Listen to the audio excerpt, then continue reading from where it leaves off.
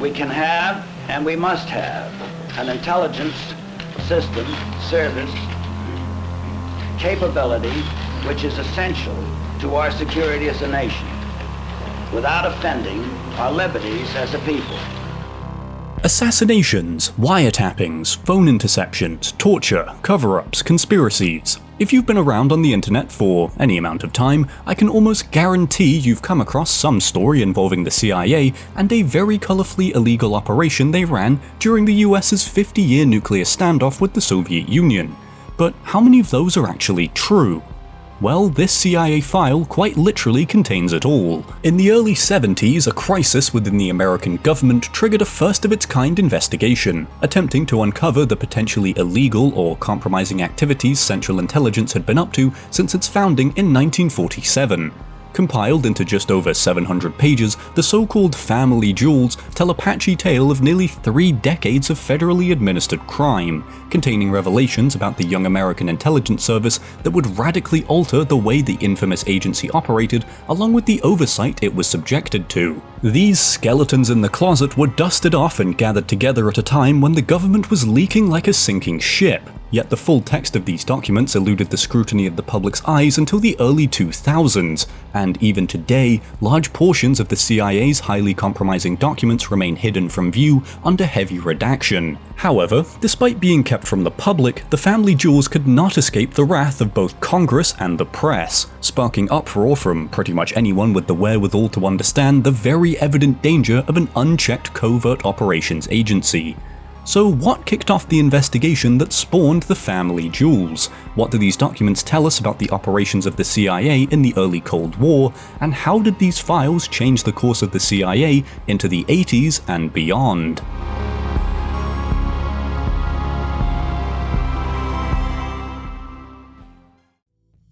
Our story starts where every story about federal fuck-ups in the 70s begins, with everyone's favourite severed head, Richard Nixon. It's a little bit of an understatement to say, but Nixon was slightly paranoid about leaks from the government, particularly following the release of the Pentagon Papers in 1971 by Daniel Ellsberg. I plan on covering the papers themselves in more depth, but Nixon was absolutely incensed by their appearance on the front pages of the New York Times and Washington Post, vowing to prosecute to the ends of the earth what he saw as traitorous whistleblowers. From this paranoia, and other potential mental illness, was born the White House Plumbers, an executive investigative unit that first broke into the office of Daniel Ellsberg's psychiatrist and went on to unsuccessfully break into the Democratic Party offices at Watergate in 1972. Now, what do Nixon's delusions have to do with the CIA? Well, it just so happened that a number of the plumbers themselves were current or former CIA agents and had been caught with CIA surveillance equipment in the Watergate complex. After Nixon, in another fit of pure genius, fired then CIA Director Richard Helms over quote-unquote disloyalty, incoming Director James Schlesinger could see the writing on the wall. CIA personnel were now suspects in a major government scandal, and testimonies were certainly on the horizon. To get ahead of the curve on any possible areas for embarrassment, Schlesinger sent out a memo on May 7, 1973, 2 days before congressional hearings for the Watergate break-ins were announced, requesting reports on any and all activities that could be construed to fall outside of the agency's legislative charter. What he received in response would amount to some 700 pages of various misdeeds spanning nearly 30 years, and bearing a name rich with its own history. The Family Jewels moniker once belonged to a series of files kept by the CIA's forebear, the OSS, listing all of the foreign agents Allen Dulles had had contact with during World War II, whereas the Family Jewels of the CIA instead paint a damning picture of what could almost be described as an American KGB. My slightly dramatic phrasing aside, just what did these documents reveal, and what happened in the aftermath? If you've ever gotten curious and explored the treasure trove of documents governments periodically release to us peasants, it should come as no surprise to you that the Family Jewels files available to the public are a complete shit show. As with any good release of damning evidence of government misdeeds, the documents are a barely organized mess of sometimes incomprehensible digital scans. and that's before you even count all the redactions. Regardless, buried in this 700-page skeleton pile are quite a few notable skeletons, including confinement of a KGB defector that might have violated kidnapping laws, physical and communication surveillance of several journalists and authors reporting on government activities since the early 60s, full-on break-ins into the dwellings of various current and former CIA employees, the use of CIA equipment at Watergate, opening of countless letters to and from both the USSR and Red China since 1953, surveillance of domestic dissident groups, compiling files on US citizens associated with dissident groups, plots for several assassinations, and funding of behavior modification research on unwitting US citizens, among a few other heinous acts, and some frankly innocuous inclusions. I'm not making any of that up, and I want to stress just how terrifying all of that should be. The CIA had operated with near impunity for 3 decades, and violated virtually every law they encountered along the way. Not to mention, their charter specifically forbade them from operating on US soil and investigating Americans. Oh, and if that wasn't concerning enough, the family jewels hardly document any of the foreign acts the CIA may or may not have carried out, meaning there is a whole world of other covert crimes in addition to the actions mentioned in the documents. When I first drafted this, I initially described the acts listed in the family jewels as underwhelming, and it wasn't until after a few beers and thinking about it that I really realized how fucked up all this stuff was. Mass surveillance, illegal interrogations, and gross breaches of privacy are eerily not as shocking today as they were 50 years ago, especially given the constant stream of fucked up things we learn about government actions on a near daily basis. But maybe that's just me being cynical. Nonetheless, there are quite a few interesting parts I want to delve into before we get to the pivotal events following the creation of the Family Jewels file. Before I go on, I want to direct you to the full Family Jewels file linked below, as there are many more things worth reading about and I'd be here for far too long explaining it all. With that out of the way, these files contain mention of many infamous CIA operations you're likely familiar with from the early Cold War. Beginning with assassination plots, the Family Jewels mention plans to kill a number of Cold War leaders, namely Fidel Castro, which is a rabbit hole in and of itself, along with Lumumba of the DRC, Trujillo of the Dominican Republic, and Commander Schneider of the Chilean army, notably all sharing in common the fact that they were unsuccessful, though all but Castro were eventually assassinated with varying degrees of CIA involvement. Another infamous operation mentioned in the files is Project MK-Ultra. Though not mentioned by name, the files note several experiments into influencing human behavior through drugs given to both volunteers and unwitting participants, along with a memo for incoming Director of Central Intelligence Colby advising him to distance himself from the work of Dr. Sidney Gottlieb, the head of the MK-Ultra program. But there's little else on the subject. Along with these is the MH-Chaos program, which is claimed in the files to simply be a foreign clandestine information collection effort into those supporting or manipulating American extremism, but supporting documents denote efforts to gather intelligence on domestic dissident groups in the 60s and 70s, which coincides with the FBI's separate, and much more infamous, COINTELPRO operation. The CIA themselves downplay the domestic actions of the MH-Chaos program, and like most things surrounding the CIA, it's probably best if you look at it yourself and come to your own conclusions. But with later documents, we know for sure that they were at least illegally monitoring domestic dissident groups. As mentioned before, there's documents detailing possible kidnappings, surveillance of journalists and former employees, along with more innocuous yet still questionable mentions of procuring potentially illegal fake documents, conducting public equipment tests, and supplying CIA equipment to domestic police forces. That's all to say that there is a lot crammed into the 700 or so pages the CIA compiled, and as you might expect, or maybe not given recent events I won't name, these files didn't just get swept under the rug, and instead caused a massive shakeup in the American intelligence community. What had begun as essentially a damage control operation would soon devolve into a national scandal involving multiple congressional investigations into the CIA and the formation of new oversight apparatus on intelligence. It took mere weeks for the Family Jewels to be compiled, their mostly memorandums summarizing various actions and events, but almost immediately the whole thing was facing the wrath of the ever-paranoid Nixon administration, who were unsurprisingly more concerned about political fallout than the blatant abuses of power. As mentioned earlier, all their paranoia can be boiled down to avoiding government leaks, because, well, they weren't exactly doing God's work. And if there was anything almost guaranteed to be leaked, it was a document of CIA misconduct internally named the Family Jewels. Of course, Henry Kissinger had to make it all about him, and declared in a White House meeting with the president and intelligence officials that parts of the Family Jewels were direct blackmail on him specifically. That's not at all important, but this is my video, and he's a Anyways, in a rare bout of good fortune for Nixon's administration, it seemed after a while that the CIA's secrets were under wraps.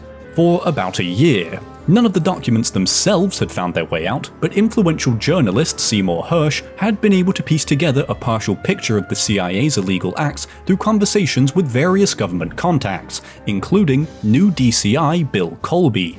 So, on December 22, 1974, just months after the Watergate investigation ended and Nixon resigned, this appears on the front page of the New York Times. Of all the reports over the years of intelligence illegalities, Hersh's lengthy article was the straw that finally broke the camel's back, causing such uproar that the very next day there were calls for federal investigations, and a little over a week later, the first investigation into claims of CIA abuses got underway. The trust and faith in the American government and intelligence services had practically evaporated, and in all, 3 separate investigations would scrutinize the hitherto largely unsupervised agency, forever changing the operations of Central Intelligence. As it pertains to Hersh's article, according to former DCI Colby, he didn't even have the full picture of the CIA's admitted illegal acts, but that didn't really matter. What did was that in a fiery article, he had credibly accused the CIA of a number of breaches of its charter that it had supposedly itself already admitted to. And just as a side note, from reading both the files and the articles by Hersh, he was pretty accurate in his reporting, given he never saw them himself. Immediately, the demands for heads to roll came from all directions, so on January 4, 1975, President Gerald Ford launched the United States President's Commission on CIA Activities within the United States, or the Rockefeller Commission if you don't want to say all that, which allegedly was initiated to try to avert an investigation in Congress. However, given the, let's just say, unreliable reputation the executive branch had in 1975, the Rockefeller Commission's report faced backlash before it was even completed, sparking 2 further investigations before the end of January by both houses of Congress, known as the Church Committee and Pike Committee respectively. I'm sure you can tell by the runtime of this video that I'm not going to delve terribly deep into these investigations. They all honestly deserve their own dedicated videos. But what's important is that after thousands of hours of testimony and hearings, it was determined that the intelligence services of the US had grossly abused power at home and abroad since FDR had been in office, revealing many now infamous CIA and FBI operations to the world after years of secrecy. Since this was back when governments at least occasionally did things to benefit their citizens, the revelations of the lengthy investigations into the CIA led to a number of major reforms. The establishment of permanent congressional oversight of intelligence operations through Senate Resolution 400 and House Resolution 658 in 76 and 77 respectively, the passage of the Foreign Intelligence Service Act, or FISA, of 1978, which established stricter procedures for surveillance and domestic intelligence operations, and enacting term limits on the position of FBI director. It should be noted that Congress had already created a committee to oversee intelligence operations, but as Senator Church would say, the Watchdog Committee never really watched the dog. In addition to these, President Ford issued Executive Order 11905, which banned intelligence agencies from carrying out political assassinations, a directive which itself became an odd precedent, with several subsequent presidents enacting their own executive orders establishing new rules for intelligence operations. In just half a decade, the damning file made in response to James Schlesinger's 2-page memo had led to radical changes not just to the CIA and its functions, but to the public's perception of the intelligence community, becoming yet another example among dozens from that era showing the government was doing much more behind the scenes than the public was allowed to know. As evidenced by the CIA's subsequent adventures in Latin America and the Middle East, whether or not these reforms actually made any difference is dubious at best. But hey, I guess they tried. Despite the family jewels being the catalyst for the investigations and reforms to the CIA and FBI, it would take some 30 years of pestering the government for the files to finally be released to the public in 2007, and even then they are still heavily redacted. However, the Church Committee's comprehensive report into the CIA's activities had been publicly available for decades at that point, along with countless other documents released under Freedom of Information Act requests, meaning the official release of the family jewels offered little in the way of new information on Central Intelligence. Nonetheless, the family jewels are a critical piece of the CIA's history, and whose creation led to the first major overhaul of American intelligence since the start of the Cold War. Even with the lack of details and specifics in parts of the files, the family jewels still confirm a number of the illegal acts the CIA carried out in its early years, and furthermore, they provide insight into both how the CIA themselves viewed these acts, as well as how different sectors of the secretive agency operated.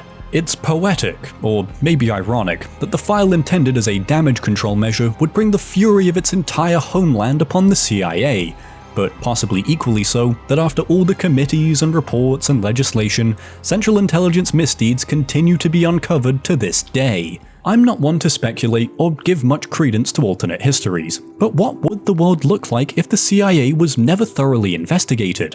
Would we know as much as we do about highly classified programs like MKUltra or COINTELPRO, or would they be even more shrouded in myth than they are now? How would public perception of the CIA and government at large be different? What more might the agency do if they were never reined in? Would Henry Kissinger still be a whiny little bit? It's not for me to say, but it is interesting to think about. What is for me to say though is that I hope you've enjoyed this video.